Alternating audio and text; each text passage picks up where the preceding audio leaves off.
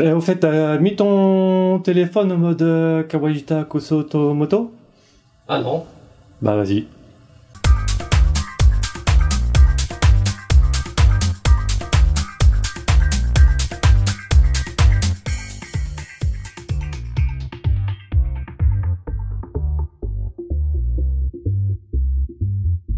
Bonjour et bienvenue à tous dans ce deuxième numéro d'Avianoub, la série qui va vous expliquer de façon claire, décalée et imagée plein de choses sur l'aéronautique. Alors donc pour ce deuxième numéro, nous avons croulé sous les questions.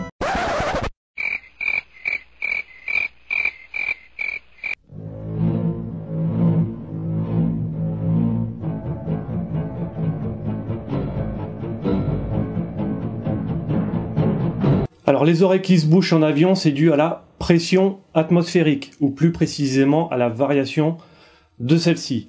En fait, plus on monte en altitude, plus la pression diminue. C'est d'ailleurs pour ça qu'on pressurise la cabine des avions à 2438 mètres environ. C'est la réglementation qui l'impose.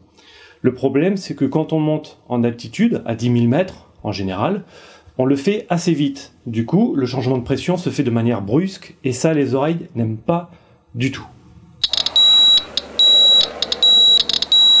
Alors même si le phénomène n'est pas systématique puisqu'il dépend des métabolismes, il y a quand même certaines mises en garde à appliquer. Et je m'adresse notamment aux plongeurs qui doivent impérativement respecter un délai minimal de 12 voire 24 heures après une séance de plongée pour prendre l'avion.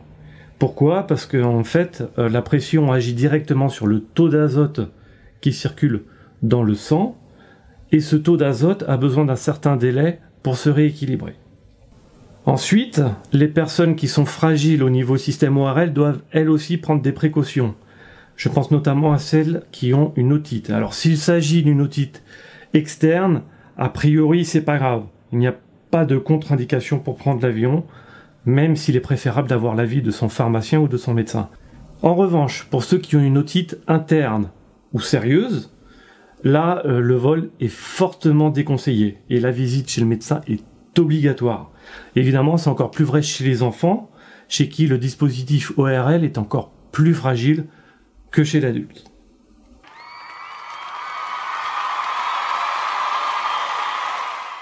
Alors si jamais vous avez les oreilles qui se bouchent lors d'un voyage en avion, il y a des petites astuces à appliquer. La première, elle s'appelle la méthode de Valsalva.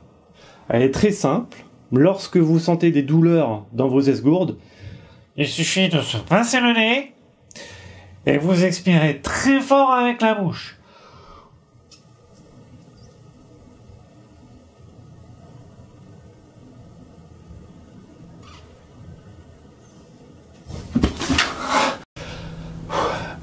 Évidemment, il ne faut pas le faire trop longtemps. Et il y a une autre astuce qui consiste à mâcher du chewing-gum, à manger un bonbon ou à boire, ce que vous voulez. Pourquoi? Parce que tout simplement ça réduit la pression interne, notamment au niveau du système ORL. Alors n'oubliez pas que vous pouvez poster vos questions pour Avianoub sur notre site internet. On vous mettra le lien précis dans la description de cette vidéo et même ci-dessous.